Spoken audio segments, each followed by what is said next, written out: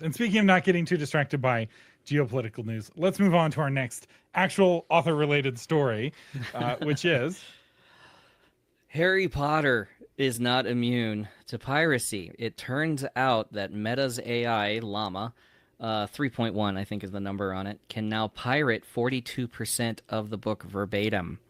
They ran a recent study where they found that Llama 3.1 can reproduce verbatim excerpts from 42% of Harry Potter and the Sorcerer's Stone. Before, it was only able to do 4.4%, and now it's all the way up to 42%, which means that the context window that it's able to operate in and its memory is much greater.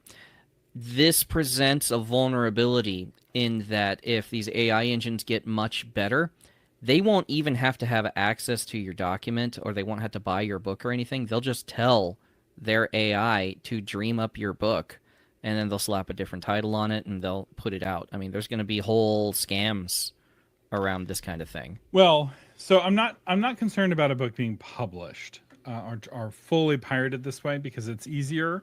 The easier way to get a pirated book is just to get the pirated book. There's lots of pirated websites. It's not hard to download a pirated copy of your book. But what this reveals is, and this is an ongoing study. So West Virginia University tests every new version of Llama with Harry Potter specifically to see how much of Harry Potter they can get it to vomit up. And the way that they're able to get the model to give them Harry Potter is by prompting them with Harry Potter. So you have to already know what to ask for in order to get the answer. So it's harder to get, say, a prompt like, give me the full text of Harry Potter.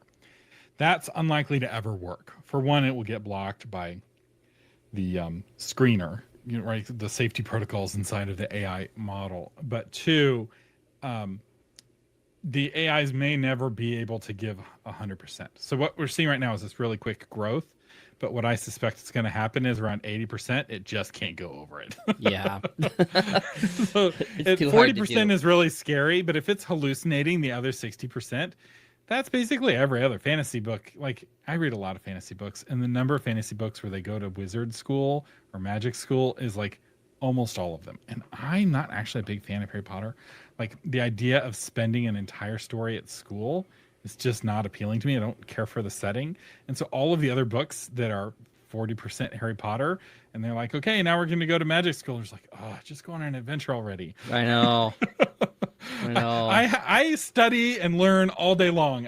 When I'm reading a book, I don't want it to be about people at school. I want to be on a book about people going places and doing things. And yes, I know Harry Potter and the others go on places and do things. And I acknowledge that they're good books.